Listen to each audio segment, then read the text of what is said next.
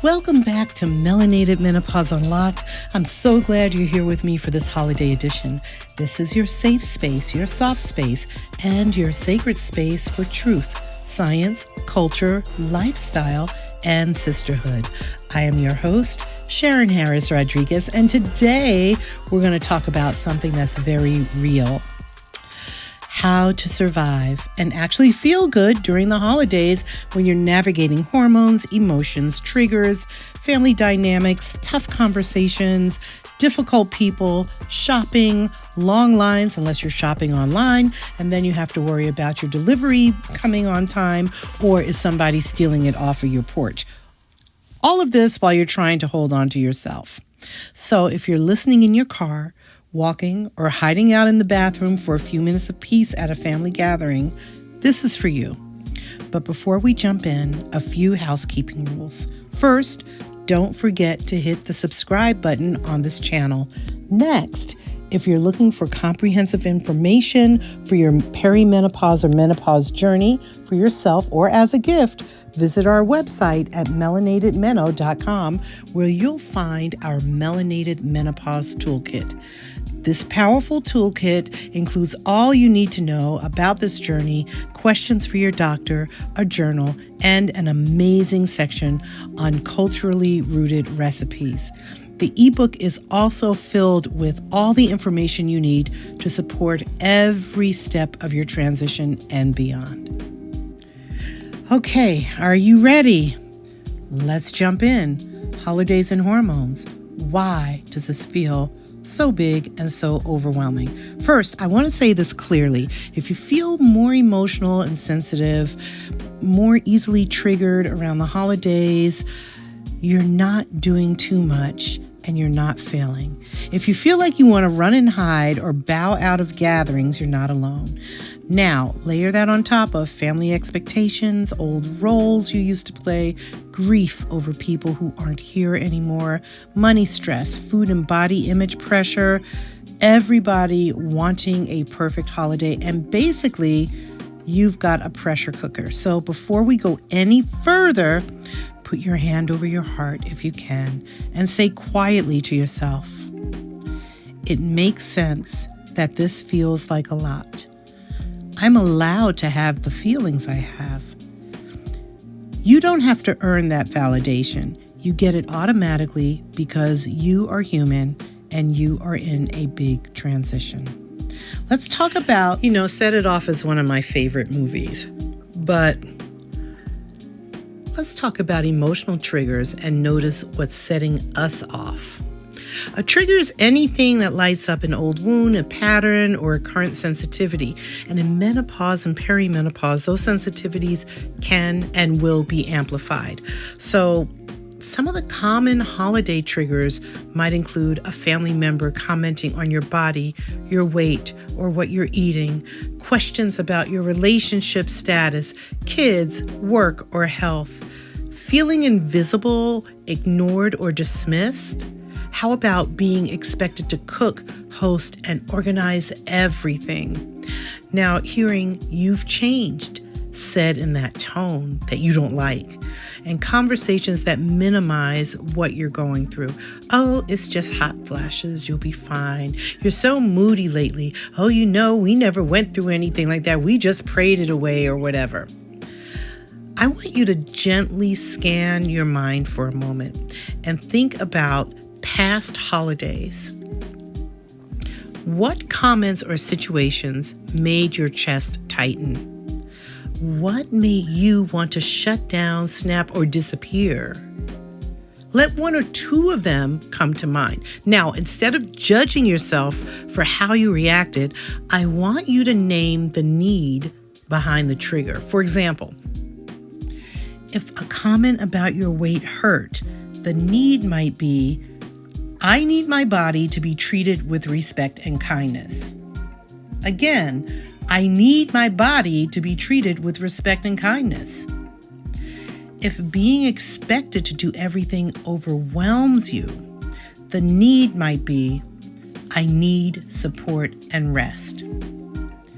Now, if someone's dismissing your symptoms, the need may be, I need to be believed and taken seriously. So what we're going to do is get in the habit of taking a breath, taking a beat, inhale, exhale. Your triggers are not proof that you're unstable.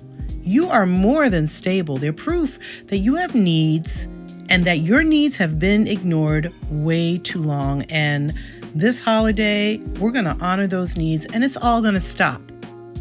Okay, here we are. We are in the pre-game plan.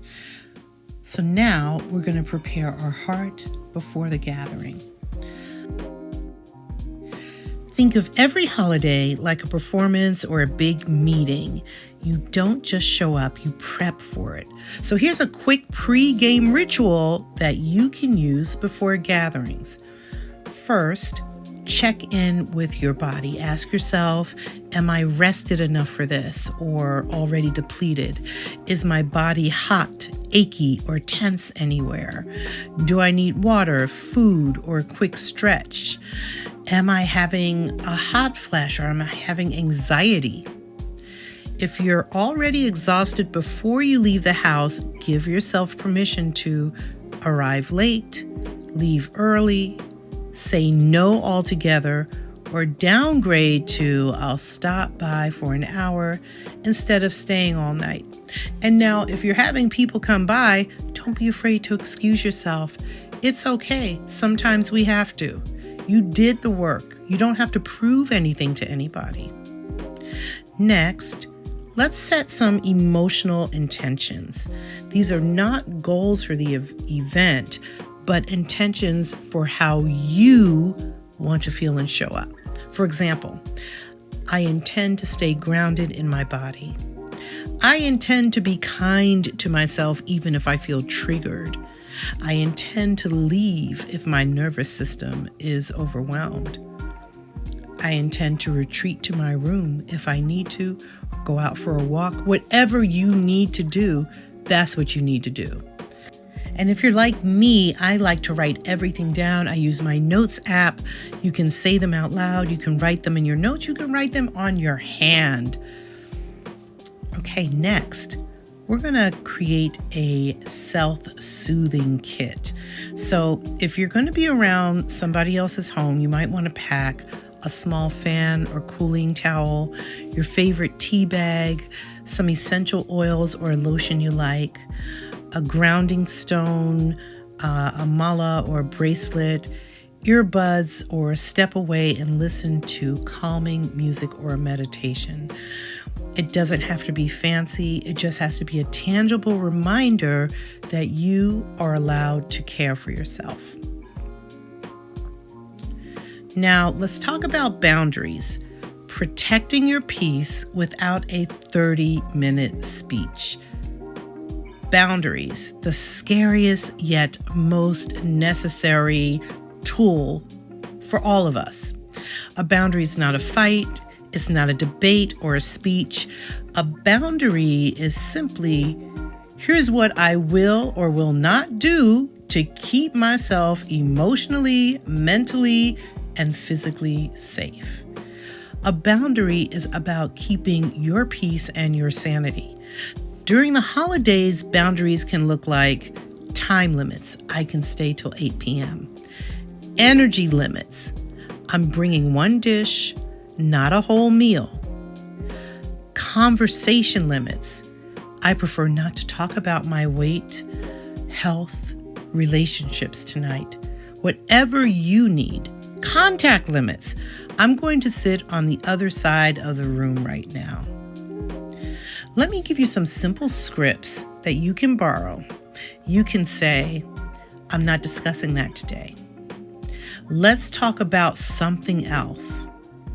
I hear you, but that topic is off limits for me right now. I know you may not understand, but I'm doing what's best for my health, or I'm doing what's best for me. I'm going to step outside for a few minutes. I'm leaving now. I love you. I'll check in later. Now look, you don't owe anybody a long explanation. If they push back, you can repeat your boundary like a broken record. As I said, I'm not discussing that today. As I said, I'm leaving at 8. You're not a teenager asking for permission. You are a grown woman protecting your nervous system and protecting your peace. Okay, this is a really interesting one. It's been one that I've had to go through. Tough conversations when you want to be honest, but also want to stay calm. And yeah, I admit it, I have lost my cool. I've just blown it horribly with this, but I'm getting better.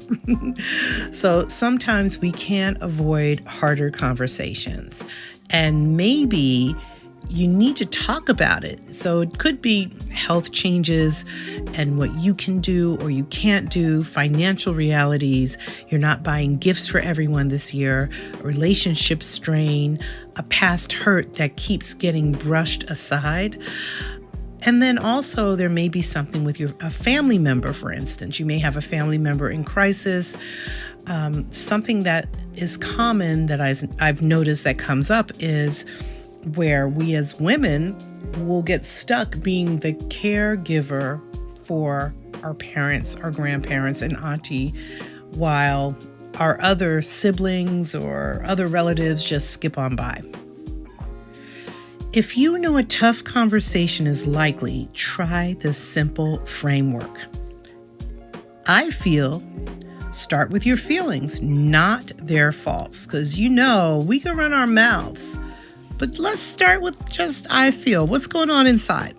I feel overwhelmed when I'm expected to host everything. I feel hurt when my symptoms are joked about.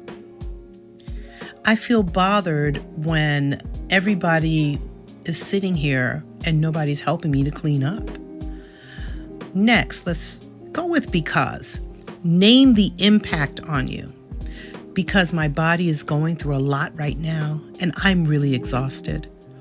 Because it makes me feel like what I'm going through isn't real or important. Now let's use the framework of I need. This is the heart of it. I need us to share the responsibilities right now. I need you to take my health seriously. I need you to not comment on my body, my health, my finances.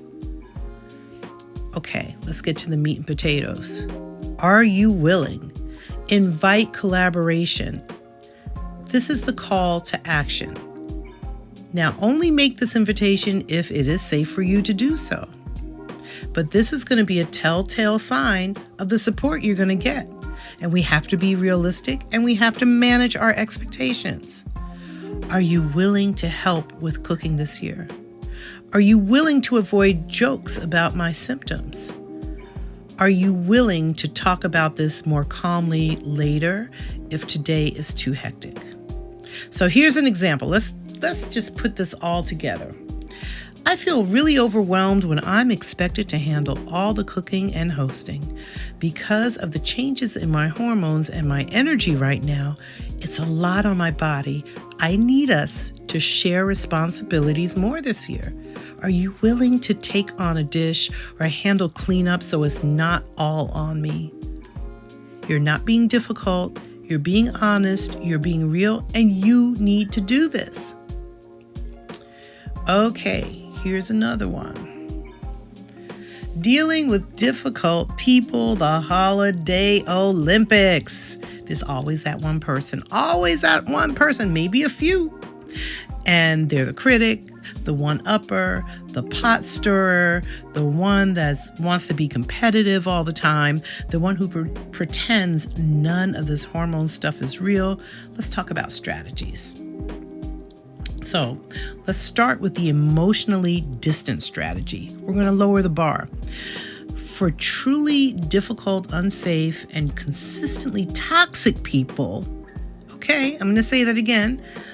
These are people who are truly difficult, they're unsafe, and consistently toxic. It's okay to lower your expectations to almost zero. Stop expecting them to suddenly become kind, self-aware, or emotionally mature during the holidays. It's not going to happen. Instead, expect them to be exactly who they are and who they have always been. This doesn't mean you accept bad behavior. It means you skip being shocked by it. Then you decide, how close do I sit to them? How long do I stay? Do I engage or do I stay neutral? You're allowed to make a decision, and you're allowed to choose light contact only. You don't have to be around anybody you don't want to be around. Now, do we know about the gray rock technique? So this is when someone is trying to provoke you, pull you into drama, or start a fight. This is a useful tool where you just become a gray rock, steady, uninteresting, and non-reactive. Give a short, neutral response. Okay, I see. Change the subject. Walk away or check on something or take a call. Excuse yourself. You are going to exit stage left, stage right. Don't say anything at all. Don't react. And you don't have to defend your life. Now, this is one of my favorite, the pre-planned escape routes. Before you go, decide, what's my excuse if I need to leave? Who's my safe person I can text? Where can I step away? Is there a bathroom, a bedroom, outside? You might say, you know what? I promised myself I'd leave by 7:30. I'm going to head out now. I'm feeling a bit off. I'm going to step outside and get some fresh air. You're not being rude. You're being responsible for your own well-being. All right, now we're going into holding on to yourself and staying grounded in the middle of chaos. One of the hardest parts of the holiday is how easy it is to lose yourself. You might slip into old roles. You become the peacemaker, the fixer, the one who laughs everything off, the strong one who never needs help. Time to change that, girl. But in this season of life, your body and your spirit are asking for something new. To be centered in yourself, not just useful to others. Here are a few grounding tools that you can use for the moment. The 5, 4, 3, 2, 1 reset. When you feel overwhelmed, look for 5 things that you can see, 4 things you can touch, 3 things you can hear, 2 things you can smell, 1 thing you can taste or imagine tasting. I'm going to say that again. This is the 5, 4, 3, 2, 1 reset. Look for 5 things you can see, 4 things you can touch, 3 things you can hear, 2 things you can smell, 1 thing that you can taste or imagine tasting. It brings you back into your body and out of the mental spiral. Next, let's go with the hand on heart mantra. When you feel your emotions rising, place your hand on your heart or chest and silently say, I am safe right now. I am allowed to take care of myself. I do not have to prove my worth to anyone in this room. Again, I'm going to say it. I am safe right now. I am allowed to take care of myself. I do not have to prove my worth to anyone in this room. Let those words anchor you. Now, the bathroom sanctuary. If you need a break, go to the bathroom, lock the door, sit down, close your eyes, and take 5 deep breaths. Inhale through your nose, exhale through your mouth with a sigh. You can even whisper, I'm proud of you. You're doing the best you can. Talk to yourself the way you would talk to a dear friend. Now, okay, you know there's going to be some good food there. Well, I hope there's going to be some good food there because I know at my holidays, we throw down. So your food, body, and holiday guilt. We can't talk about the holidays without mentioning food and all the body stuff. Comments like, Do you really need seconds? You've gained weight. You look tired. I had somebody say to my daughter, "Oh, you look like you like to eat," which I really didn't appreciate, but that's another story. I was triggered. So all these comments, they can feel like daggers, especially when your body is changing in ways you don't fully control. Here's what I want you to remember. Your worth is not measured in pounds, plate size, or people's opinions. Weight changes in perimenopause and menopause are common and complex, and they do not cancel your beauty, your value, or desirability. You get to choose how you talk to yourself about your body. If someone comments on your body, you can say, "I don't discuss my body like that. Let's talk about something else. Hey, let's talk about your body." My body is my business. No, we're not going to talk about anybody's body. Or with humor, "I've retired body talk. New policy. If you overeat or eat differently than usual instead of spiraling into shame, try this. I had a holiday meal. That's all that happened. My body still deserves love, water, rest, and care. And guess what? Girl, you deserve some good food. You deserve some good food. It is the holiday. And I'll tell you, I don't skimp on the holidays.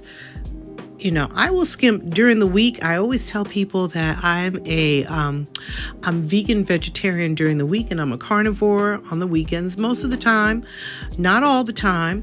But, the holidays, let yourself have some fun and do what is comforting and that's going to make you happy. You're not a problem that needs to be fixed. You are a woman in a powerful transition. All right, so it's all over. The holidays, we're getting through the holidays. Now, aftercare. This is the after party, huh? And we got a different after party now. So what are we going to do when we get home? So after a gathering, especially a triggering one, you might feel drained. You might feel angry, sad, numb, or oddly wired and unable to sleep.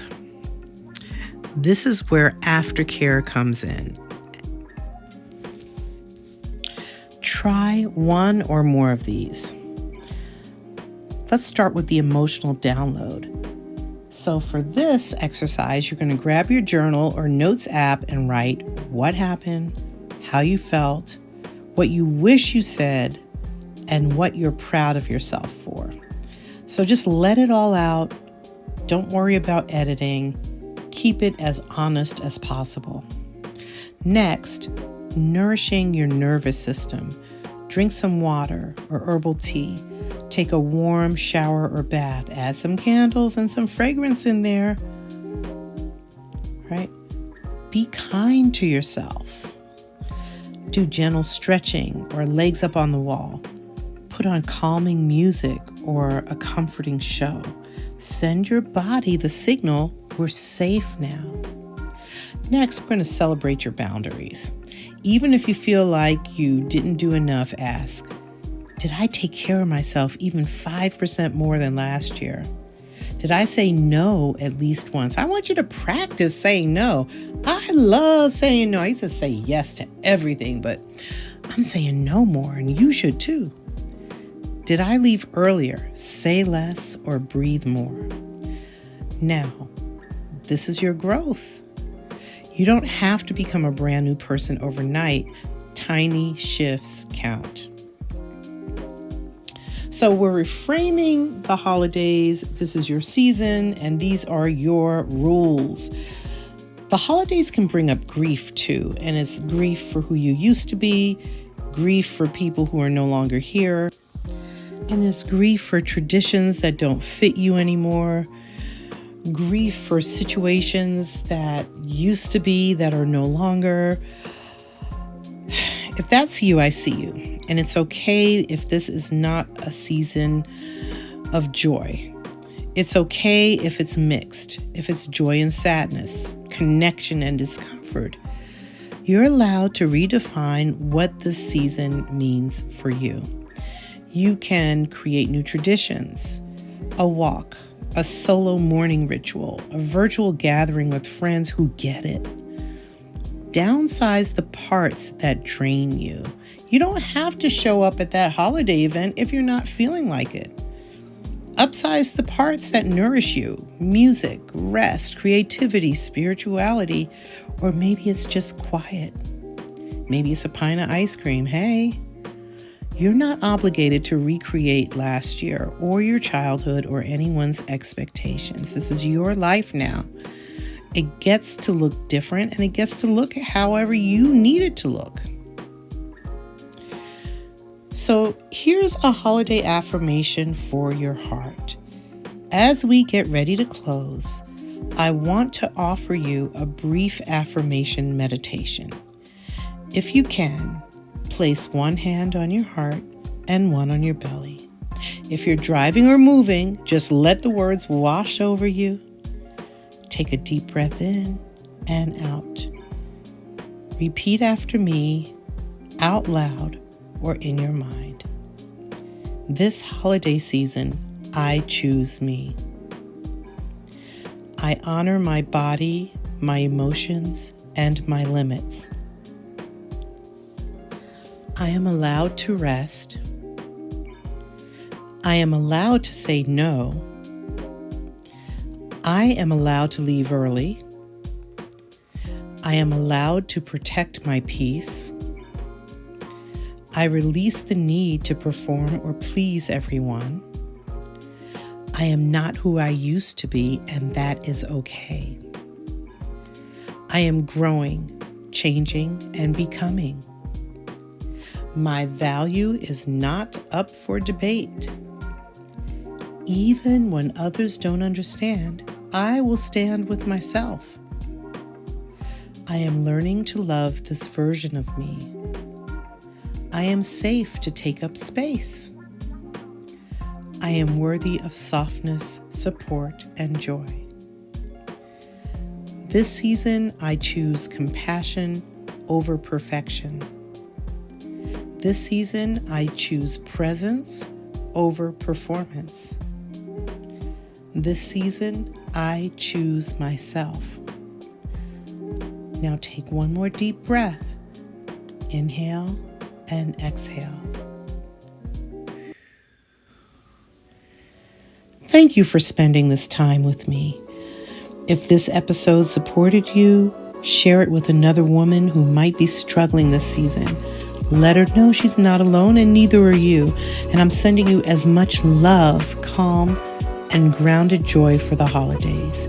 You're not difficult. You're not too sensitive. You are a woman in transition, reclaiming herself. Take care of your heart. Take care of your body. And remember, you are allowed to feel good even during the holidays. Make sure you hit that subscribe button, join our mailing list, and we will see you next time. Have a great one.